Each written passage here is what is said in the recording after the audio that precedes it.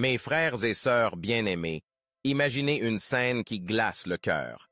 Une femme que tout le monde admire. Elle est toujours à la mosquée. Elle jeûne presque chaque jour. Elle se lève pour prier quand les autres dorment. Elle donne en aumône de manière généreuse. En apparence, tout en elle reflète la piété. Les gens la regardent et disent « Voilà une femme du paradis ». Mais en réalité, elle est promise à l'enfer. Pourquoi?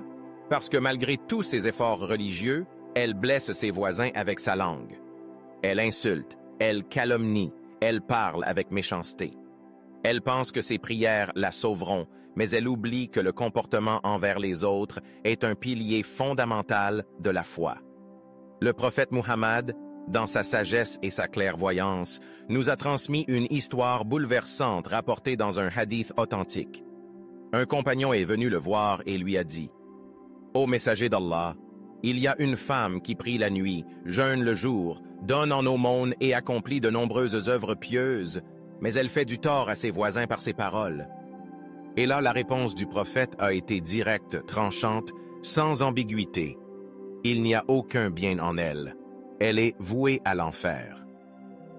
Une sentence terrifiante. Tous ses actes d'adoration sont annulés par la méchanceté de sa langue. Ce que nous disons aux autres, la manière dont nous les traitons, peut effacer des années d'adoration. Puis le prophète a été interrogé au sujet d'une autre femme. Celle-ci n'avait rien d'extraordinaire en apparence. Elle ne faisait que ses prières obligatoires. Elle ne jeûnait que pendant Ramadan. Elle donnait en aumône de temps en temps, de manière modeste. Mais elle ne nuisait à personne. Sa langue était propre. Son comportement était paisible. Elle n'élevait pas la voix. Elle ne blessait jamais un cœur. Et que dit alors le prophète à son sujet? Elle est parmi les gens du paradis. Quelle leçon immense! Le paradis n'est pas réservé à ceux qui impressionnent par leur adoration visible, mais à ceux dont le cœur est sincère et la langue est protégée, à ceux qui ne font de mal à personne. Aujourd'hui, mes frères et sœurs, cette parole du prophète doit nous frapper comme un éclair. Beaucoup parmi nous se concentrent sur l'apparence religieuse. On veut prier plus, jeûner plus, faire plus d'invocations.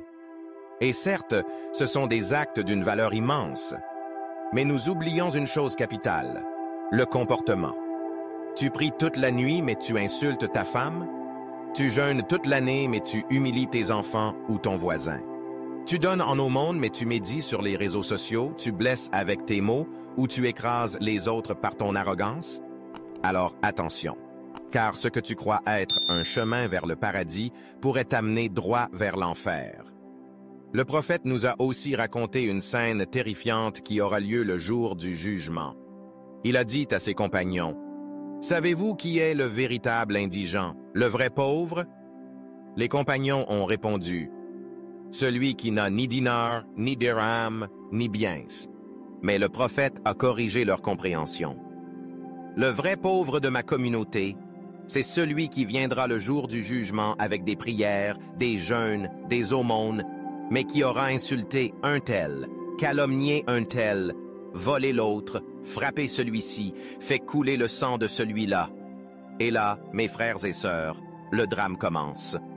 On viendra prendre ses bonnes actions et les donner à ses victimes. Une à une, ses prières, ses jeûnes, ses aumônes seront retirées pour compenser ses injustices. Et lorsque ces bonnes actions seront épuisées, alors il ne restera qu'une seule issue. Les péchés de ses victimes lui seront transférés, et il sera jeté en enfer. Oui, mes frères et sœurs, la piété ne se limite pas à la mosquée.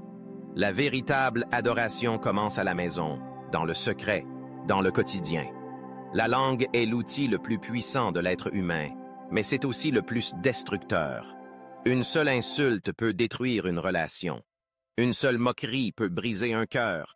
Et Allah entend tout. Il voit tout. Et ce que nous faisons aux autres, même discrètement, pèse lourd sur la balance le jour du jugement. Le prophète a dit, « Le meilleur d'entre vous est celui qui a le meilleur comportement. » Et dans un autre hadith, « Rien ne pèsera plus lourd sur la balance du croyant au jour du jugement que le bon comportement. » Le bon comportement, c'est de garder le silence quand on est en colère. C'est de répondre au mal par le bien. c'est de sourire, même quand on est fatigué. C'est de ne jamais humilier, ni écraser, ni rabaisser. C'est cela qui distingue le véritable croyant. Alors, mes frères et sœurs, posons-nous la question en toute sincérité. Qui avons-nous blessé récemment avec nos mots?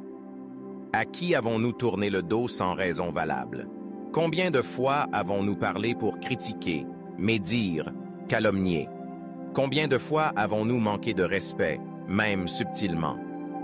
Repensons à toutes ces fois où nous avons peut-être détruit des années de prière avec une simple phrase malveillante. Il est temps de changer. Il est temps d'assainir notre langue, de purifier notre cœur et de faire de notre comportement un miroir de l'islam. Protégeons nos prières par notre silence. Protégeons nos jeûnes par la maîtrise de nos nerfs. Protégeons notre foi en traitant les autres avec douceur, justice et respect. Car le paradis n'est pas pour ceux qui font juste des actes, il est pour ceux qui les accompagnent d'un cœur pur. Ô Allah, purifie nos langues de toute médisance. Purifie nos cœurs de toute arrogance. Fais de nous des croyants sincères, doux avec leurs frères, respectueux de leurs voisins, bienveillants envers leur famille. Ne nous rends pas aveugles à nos propres défauts et ne laisse pas nos prières être effacées par une parole injuste.